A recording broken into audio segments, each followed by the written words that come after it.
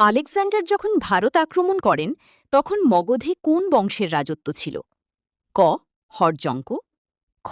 শিশুনাগ, গ. নন্দ, ঘ. মৌর্য।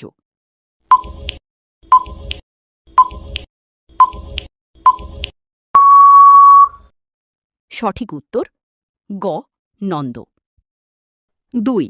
গ্রিক দূত মেগাস্থিনিস কার রাজত্বকালে ভারতে এসেছিলেন? ক. চন্দ্রগুপ্ত মৌর্য, খ. বিন্দুসার, গ.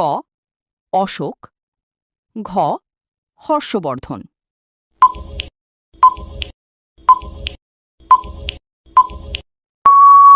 সঠিক উত্তর ক. চন্দ্রগুপ্ত মৌর্য। ৩. সম্রাট অশোকের শিলালিপি প্রথম কে পাঠোদ্ধার করেন? ক. উইলিয়াম জোন্স, খ. জেমস প্রিন্সেপ, গ. জন মার্শাল, ঘ. Alexander Cunningham.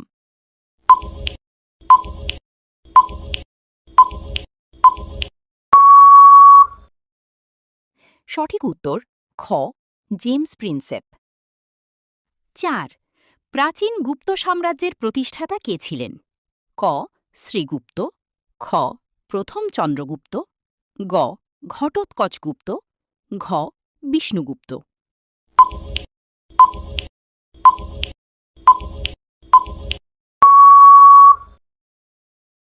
সঠিক উত্তর ক. শ্রীগুপ্ত। ৫. সঙ্গীতানুরাগের জন্য কোন গুপ্ত রাজাকে কবিরাজ উপাধি দেওয়া হয়েছিল? ক.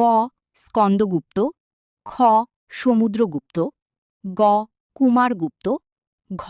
বিষ্ণুগুপ্ত।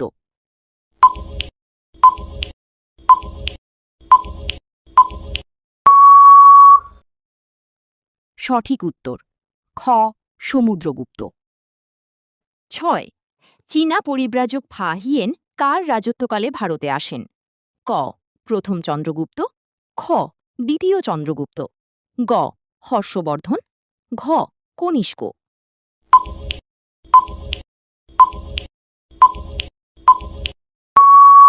সঠিক উত্তর খ. দ্বিতীয় চন্দ্রগুপ্ত। ৭. দক্ষিণ ভারতের পল্লব বংশের শ্রেষ্ঠ রাজা কে ছিলেন? ক. প্রথম মহেন্দ্র বর্মন, খ. প্রথম নরসিংহ বর্মন, গ.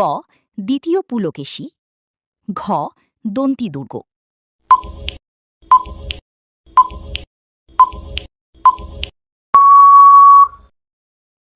সঠিক উত্তর খ. প্রথম নরসিংহ বর্মন। ৮. ইলোরার বিখ্যাত কৈলাসনাথ মন্দির কোন রাজবংশের আমলে তৈরি? ক. রাষ্ট্রকূট, খ. চালুক্য, গ. পল্লব, ঘ. চোল।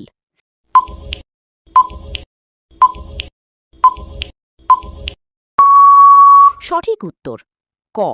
রাষ্ট্রকূট। ৯. চালুক্যরাজ দ্বিতীয় পুলকেশী কোন পুষ্যভূতি রাজাকে পরাজিত করেছিলেন? ক. প্রভাকর বর্ধন, খ. হর্ষবর্ধন, গ. রাজ্যবর্ধন, ঘ. শশাঙ্ক।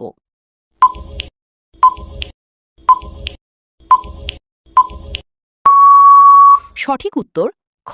হর্ষবর্ধন। ১০. হর্ষবর্ধনের সভাকবি বাণভট্ট নিচের কোন গ্রন্থটি রচনা করেছিলেন? ক.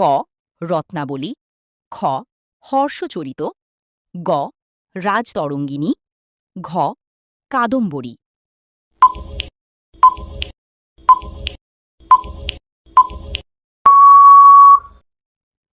সঠিক উত্তর খ. হর্ষচরিত।